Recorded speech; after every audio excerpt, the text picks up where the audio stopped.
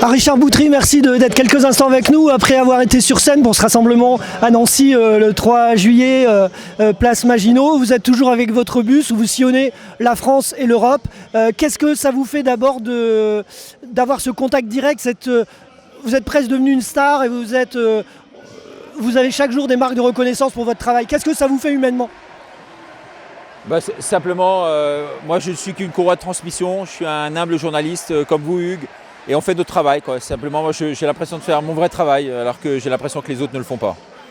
Quand vous avez, on pourrait vous comparer à Laurent Delahousse qui aurait mal tourné selon certains critères ou même bien tourné selon d'autres. Vous avez toujours été intègre et on pourrait dire en quête de sens, pour paraphraser un documentaire que d'ailleurs je recommande.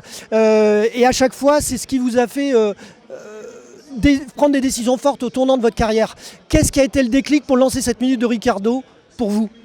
Écoutez, moi j'étais, pour rien vous cacher, j'avais raccroché un peu les crampons journalistiques parce que j'ai quasiment tout fait dans le milieu et au bout d'un moment j'en avais fait le tour et donc je voulais partir, me reposer un peu et écrire et partir notamment dans le sud de l'Espagne.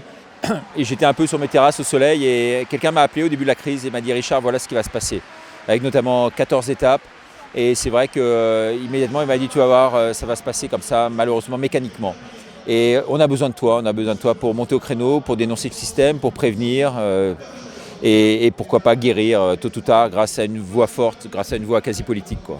Quelqu'un qui croyait en vous, est-ce que pour vous c'est le signe aussi que dans les élites mondiales, dans les élites économiques et politiques très haut placées, il y a des gens qui ne sont pas d'accord avec ce qui est en train de se passer avec ces 14 étapes que vous avez décrivé au début dans une de vos premières vidéos et puis qui aujourd'hui commence à se confirmer et vous en avez reposté très récemment une vidéo. Aujourd'hui, moi ce que je dis c'est que en fait, le pouvoir a été confisqué par une minorité. On la connaît, cette minorité-là, et c'est plus possible, quoi. Le pouvoir doit revenir absolument tôt ou tard au peuple. Je pense que c'est impératif qu'il le soit. Et aujourd'hui, ce peuple a besoin de ce pouvoir, a besoin de le retrouver, notamment par le biais sûrement du référendum. C'est ce qu'il faut en Suisse et ça marche. 40% des Suisses, par exemple, ont déjà dit non d'emblée à cette loi Covid. Et donc aujourd'hui, on devrait avoir ça en France. Ça, à mon avis, c'est impératif. Alors vous basez beaucoup votre minute de Ricardo sur le voyage, sur aller voir ce qui se passe aux Pays-Bas, en Espagne, et régulièrement vous postez des vidéos qui nous font réfléchir à pourquoi nous en France on est face à cette situation, alors que dans d'autres pays c'est totalement différent et on peut penser notamment à la Suède qui a eu une politique totalement différente des autres pays européens et qui aujourd'hui n'est pas plus touchée, plutôt moins que ses homologues européens. Exactement, la force d'aller sur le terrain, de prendre le pouls, de voir la réalité, c'est qu'on se rend compte qu'en fait, en France, on est les moins bien lotis de tous. Et la politique en France a été la pire de tous. Du reste, j'ai vu 2 études, là on en parlait ce matin avec Maître Brouza, qui ont paru. Et dans ces 2 études-là, on montre que la France est vraiment en queue de peloton mondial des pays qui ont le mieux traité le Covid. Ça prouve qu'en France, la politique a été complètement incohérente, quoi. De bout en bout, toutes les mesures ont été iniques, les mesures ont été à l'emporte-pièce, les mesures n'ont pas été réfléchies, ça n'a pas été pensé. En tout cas, le résultat est absolument dramatique chez nous, beaucoup plus qu'ailleurs. Et c'est vrai que j'ai été dans tous ces pays-là, j'ai pu franchir les frontières, contrairement à ce qu'on disait dans la presse. J'ai jamais été arrêté dans aucune de ces frontières-là. Eh bien, je peux vous dire qu'en voyant sur place, il n'y avait pas de masque dans les rues, dans quasiment tous les pays où j'ai été, je dirais à part la Belgique peut-être, mais sinon dans les autres pays, il n'y avait pas de masque dans les rues, même au plus profond de la crise.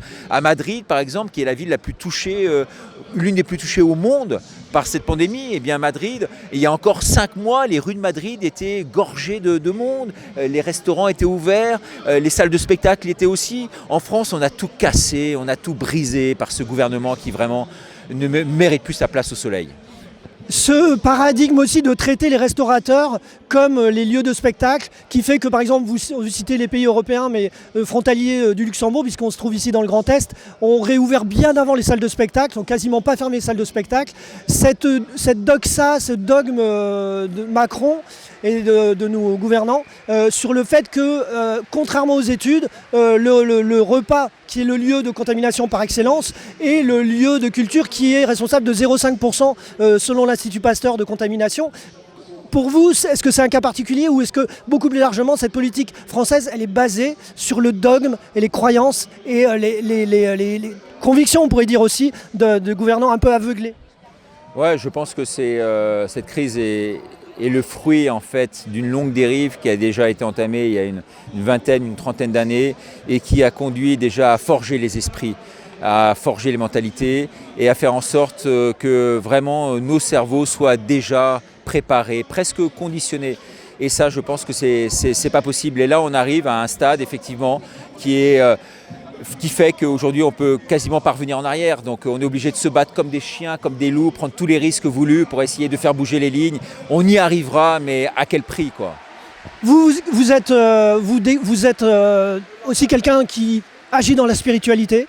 Pour vous, ce n'est pas une guerre simplement d'information, mais une guerre spirituelle. En tant que chrétien, vous engagez clairement. Est-ce que vous avez reçu des soutiens de cette communauté, même si votre message est beaucoup plus général et s'adresse à tous, on le voit dans la reconnaissance populaire dont vous faites l'objet? Écoutez, moi je suis chrétien, ça tout le monde le sait, mais je suis surtout, j'ai une relation à Dieu et à Marie, voilà, point final. Aujourd'hui, je trouve que honnêtement le dogme, je ne m'y reconnais pas dedans. La religion telle qu'elle est prônée par le pape aujourd'hui qui conduit à la vaccination collective, je n'y crois pas. Je trouve que le pape aujourd'hui a des positions qui sont outrancières par rapport à cette crise. Et donc c'est vrai que je prends progressivement, et je pense que je ne suis pas le seul, mes distances, non pas du tout par rapport à la foi, et je dirais presque bien au contraire, mais en tout cas par rapport au dogme et à la religion telle qu'elle existe aujourd'hui. Et donc c'est vrai qu'aujourd'hui il y a un vrai courant spirituel qui est en train de se dégager. Et ce courant-là, il faut le fédérer et il faut faire en sorte que tout le monde se reconnaisse dans un même élan et soit porté justement par ce supplément d'âme et cette grâce un peu divine qu'on nous accorde. À la fois lanceur d'alerte et journaliste, vous avez un grand réseau autour de vous. Vous étiez par exemple un des seuls à sortir cette étude sur les masques qui étaient pour certains contaminés, qui contenaient des bactéries et des virus. Vous avez aussi, dès le premier jour, et ça je m'en souviens, ça m'a frappé, dès le discours de Macron qui disait que le vaccin ne sera jamais obligatoire, ne sera pas obligatoire, vous avez dit le jour même ou le lendemain, il a menti, et vous avez expliqué par quel biais, par l'Assemblée nationale, et par quel biais ils allaient essayer de contraindre, finalement de le rendre obligatoire dans les faits. Aujourd'hui, comment vous obtenez ces informations et comment vous avez toujours une longueur d'avance avec vos vidéos sur la Minute de Ricardo? Écoutez Hugues, je vous remercie déjà de le reconnaître, parce que c'est vrai que c'est rare qu'on le fasse, mais comme vous dites, aujourd'hui moi j'ai été extrêmement bien d'abord formé, j'ai été très bien informé aussi, surtout formé et informé, et aujourd'hui j'ai l'impression de connaître le coup d'avant en fait, qu'ils ont eux. Et je peux vous dire que ça fait froid dans le dos, et j'en ai parlé à des spécialistes et à des vraiment scientifiques de très haut rang, et je ne sais pas si vous voyez à qui je fais allusion, mais aujourd'hui tout concorde à dire que ce qui va se passer malheureusement dans les jours et les semaines qui viennent ne va pas être malheureusement très glamour. C'est le moins qu'on puisse dire. Une dernière question sous deux angles différents. Aujourd'hui, quels sont les médias ou quels sont les journalistes auxquels vous accordez encore un petit peu de crédit? Est-ce qu'il y a Sud Radio, est-ce qu'il y a François que vous avez quitté, ou d'autres journalistes ou médias donc? Et puis, est-ce que vous pouvez nous parler de votre projet qui suscite beaucoup d'enthousiasme et nous dire un peu qui va vous suivre et comment ça va se passer pour ce rêve un peu incroyable? Et vous êtes toujours une personnalité spirituelle en lien avec votre grand-mère, et de là vous avez tiré un projet complètement visionnaire et enthousiasmant. Écoutez, mais encore une fois, merci beaucoup. Je pense qu'il c'était une grande nécessité pour nous de pouvoir, je dirais, cimenter un peu l'ensemble de toutes ces personnes qui, autour de nous, sont des alerteurs de talent, qui sont regardés par des dizaines, voire des centaines de milliers de personnes tous les jours. Et ces gens-là qui sont un peu éclatés, un peu morcelés. Et il faut créer aujourd'hui un effet de masse. Il faut créer une vraie vitrine. Il faut créer un média qui soit super puissant. Et j'ai contacté un à un toutes ces personnes-là et je leur ai dit venez avec moi, suivez-moi, venez dans ce média-là, et on va se fédérer et on va regrouper toutes nos forces et on va se lancer, parce que c'est comme ça qu'on va pouvoir effectivement tôt ou tard faire en sorte qu'on ait une voix médiatique forte. Et aujourd'hui ils ont tous dit oui. Et on va se lancer à travers La Une TV, donc, dans laquelle vous pourrez retrouver bien sûr la Minute de Ricardo, mais La Une TV qui sera un média qui sera lancé donc en grande pompe à partir du 1er septembre. Je vous souhaite bon voyage dans le van, et puis aussi ce tour de France et d'Europe des manifestations que vous faites pour informer, pour aussi rencontrer les Français et y tirer de l'inspiration, des informations et réellement une légitimité très forte journalistique. Écoutez, merci beaucoup. Je suis désolé, j'étais un peu fatigué là parce que j'ai dormi 2 heures cette nuit, j'ai voyagé beaucoup. Et puis je sortais là de meeting là où j'étais sur scène ici à Nancy, où il y a quand même beaucoup de monde. Il y a près de, 700-800 personnes. Et donc de voir tout ce monde me galvanise. En tout cas, merci Hugues d'avoir fait cette interview. Mais c'est vrai que je suis un peu fatigué, un peu épuisé et il faut que je recharge mes batteries maintenant. Merci. À très bientôt Richard et bonne récupération. Merci.